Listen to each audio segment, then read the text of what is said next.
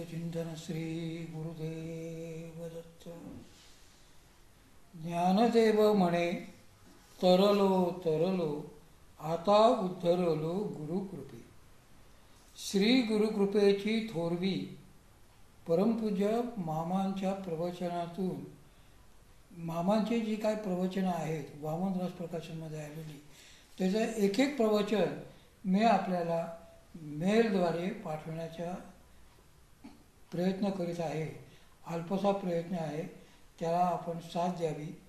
आणि आपल्या या मी ही जी काय सेवा करतोय या सेवेबद्दल आपलं मत 9767484301 या नंबरवर फोन करून किंवा mauliMama@yahoo.com या ह्याच्यावर मेल पाठवून आपल्या त्याच्यावरचं मनोगत व्यक्त करावं असं मी प्रार्थना करतो.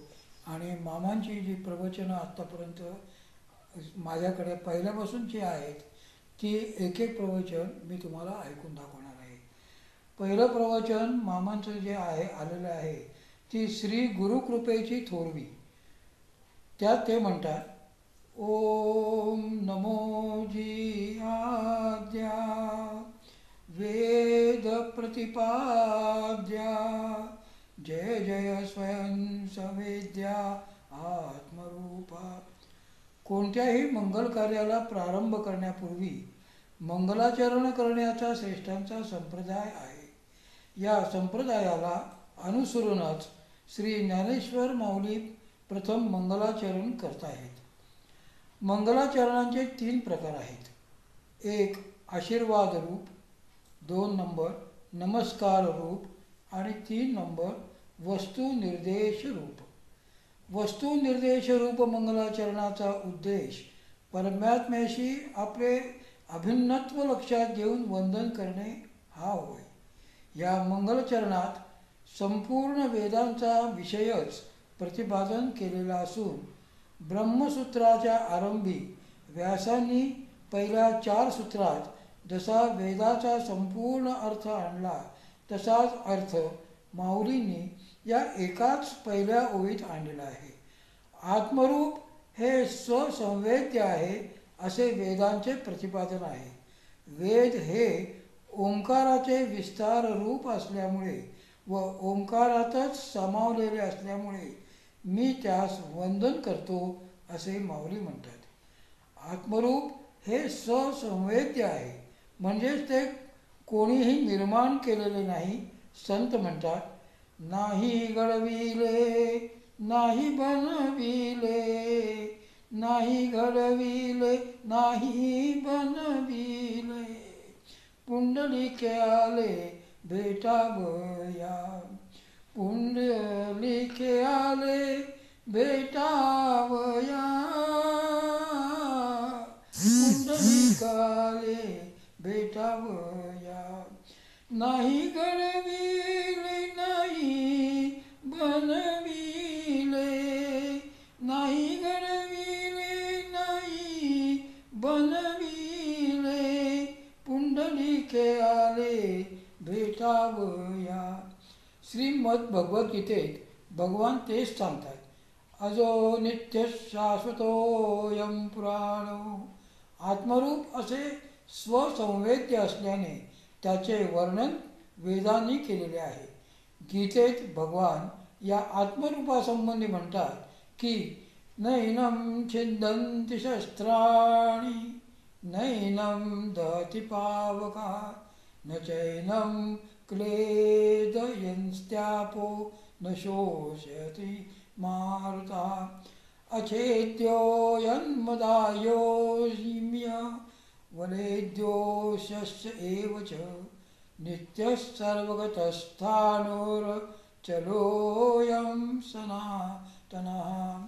हा अनादि नित्यसिद्धो निरुपाधि विशुद्धो, म्हणून शास्त्रादिकी छेदू न घडे यया.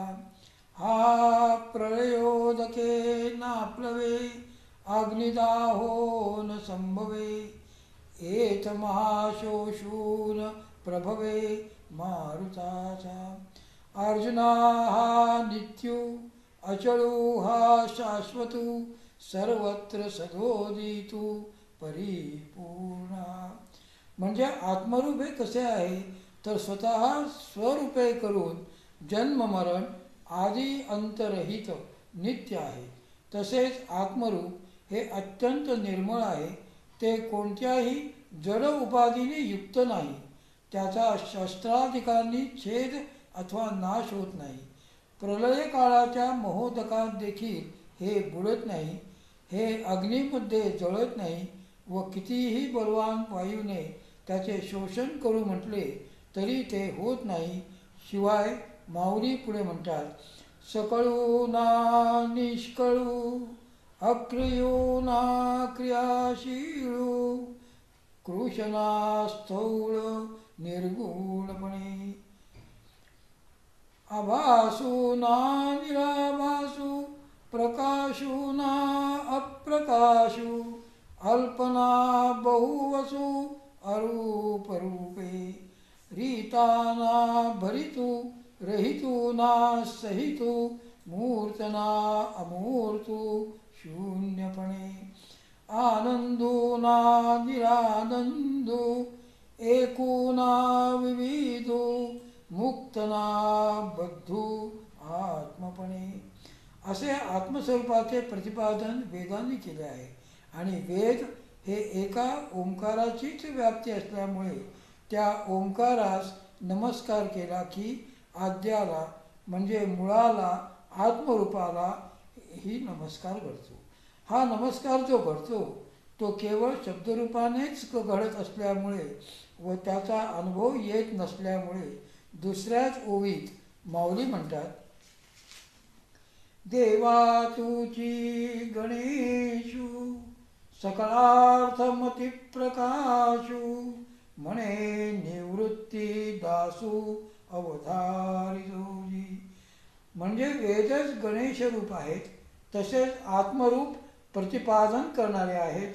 म्हणूनच सकलार्थमती प्रकाशू आहेत.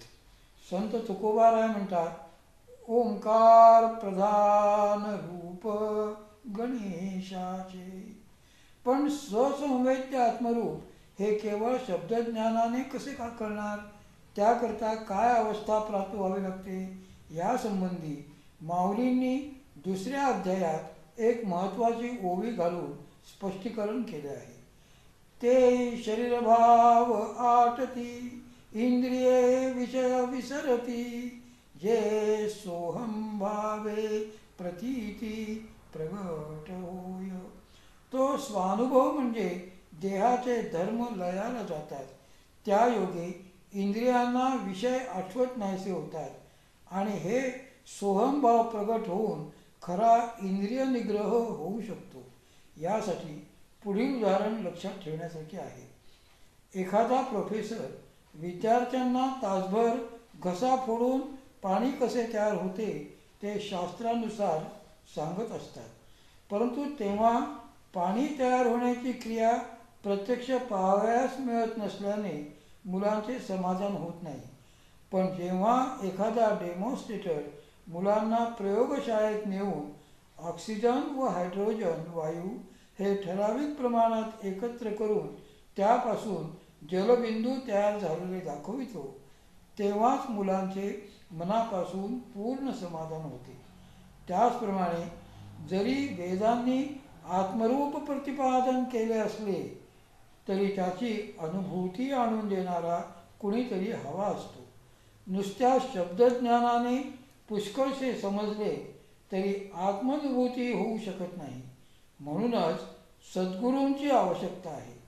गुरुकृपा झाल्यावरच त्यांनी सांगितलेल्या प्रणालीनुसार अभ्यास करून आत्मानुभूती प्राप्त होत असते. त्यामुळेच आत्मानुभव प्राप्तीसाठी गुरुकृपेची व गुरुपदिष्ट मार्गाने अभ्यास करण्याची नितांत आवश्यकता आहे. ह्या गुरुकृपेची थोरवी विशद करताना माऊली म्हणतात, जय जय देवो श्री गुरो अकल्पनाख्य कल्पतरो स्वसंविद्रुम बीजप्ररो म्हणा हणावनी. हे श्री गुरु, ज्याच्या संबंधी असे आहे तसे आहे अशी कल्पनाही करता येत नाही अशा निर्विकल्प ब्रह्माची प्राप्ती करून देणारा कल्पतरू तू आहेस. जीव ब्रह्मैक्य आत्मज्ञान रूप वृक्षाच्या बीजाची वाढ होण्यासाठी तू अधिष्ठान रूप आहेस. हे श्री गुरु, आपण हे बीज माझ्यामध्ये रुजवता आणि त्यामुळे त्या परमस्थितीचा अनुभव मी घेऊ शकतो. श्री गुरुकृपा थोरवीचे वर्णन माऊलींनीच आपल्या एका अभंगात अत्यंत सुंदर केलेले आहे. देऊनी अंजन दाविले निधान, देखताची मन मावळले, ऐसिया सुखाचे करुनिया आळे, बीजते निर्मळ पेरू आता, ज्ञानाचा वाफा भरुनिया कमळी, सतरावी निराळी तिंबतसे, निवृत्ती प्रसादे पावलो या सुखा, उजळिलिया रेखा ज्ञानाची या. माऊली म्हणतात, श्री गुरूंची थोरवी काय वर्णावी. गुरु घाली ज्ञानांजन, गुरु दाखवी निजजन. अशा सद्गुरूंची गाठ केव्हा पडेल तर कर्मसाम्य दशा आल्यावर. सद्गुरू आपैसे म्हणजे आपोआपच भेटतात. ऐशी कर्मसाम्य दशा होय तेथ विरेशा, मग श्री गुरु आपैसा भेटेची गा. अशा प्रकारे सद्गुरू प्राप्ती झाली असता श्री संत तुकोबारायांच्या वचनाप्रमाणे त्यांना पूर्णपणे शरण जावे. सद्गुरू वाचोनी सापडे ना सोय, धरावे ते पाय आधी आधी, धरावे ते पाय आधी आधी, धरावे ते पाय आधी आधी. त्यांच्या कृपेमुळे, त्यांनी दिलेल्या शक्तियुक्त ज्ञानामुळे ब्रह्मरसाची प्राप्ती होऊन सहजावस्था लाभेल. ज्ञानदेव म्हणे तरलो तरलो, आता उद्धरलो गुरुकृपे. संतश्रेष्ठ श्री समर्थ रामदास सुद्धा आत्मस्वरूपाची अनुभूती येण्यासाठी गुरुकृपेची आवश्यकता कशी आहे ते सांगतात. म्हणे दास सायास त्याचे करावे, जगी जाणता पाय त्याचे धरावे. गुरु अंजने वीण ते कळेना, जुने ठेवणे मीपणे ते कळेना. सारांश काय, श्री सद्गुरु कृपेची थोरवी अवर्णनीय आहे. म्हणूनच आत्मानुभूती प्राप्तीसाठी त्यांना शरण जाऊन त्यांची कृपा प्राप्त करून घेणे व त्यांनी सांगितलेल्या मार्गाने अभ्यास करणे हे अत्यावश्यक आहे. अवधूत चिंतन श्री गुरुदेव दत्त.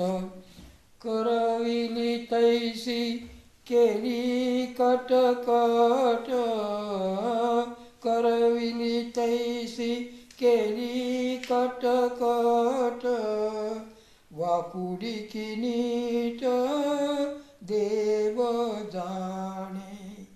करविली तैसी केली कटकट, वाकुडी की नीट देव जाणे. कोणा कारणे झाले से निर्माण, कोणा कारणे झाले से निर्माण. देवाचे कारण देव जाणे, देवाचे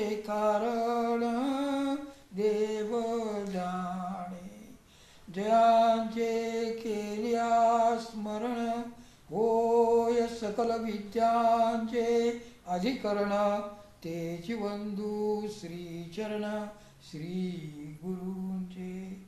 या माझ्या सद्गुरू